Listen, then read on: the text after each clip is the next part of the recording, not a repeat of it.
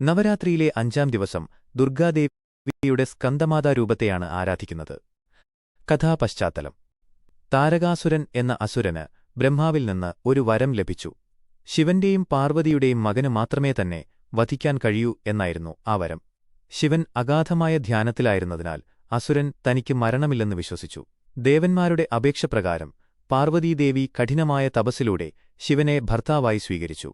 ഇവരുടെ ദിവ്യസംയോഗത്തിൽ നിന്ന് ജനിച്ച പുത്രനാണ് കാർത്തികേയൻ അഥവാ സ്കന്ദൻ.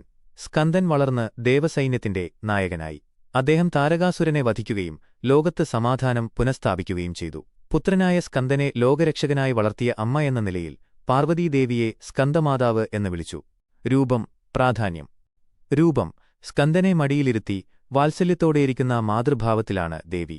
4 കൈകളോടുകൂടിയ ദേവിയുടെ ഒരു കൈയിൽ 6 ശിരസ്സുള്ള ബാലമുരുകനുമുണ്ട്. സിംഹമാണ് വാഹനം. പ്രാധാന്യം: മാതൃസ്നേഹം, ശക്തി, ഐശ്വര്യം എന്നിവയുടെ പ്രതീകമാണ് സ്കന്ദമാത.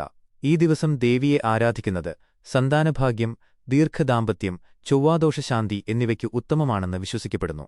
സ്കന്ദമാതാവിനെ ആരാധിക്കുന്നവർക്ക് കാർത്തികേയന്റെ അനുഗ്രഹവും ലഭിക്കുമെന്നാണ് വിശ്വാസം.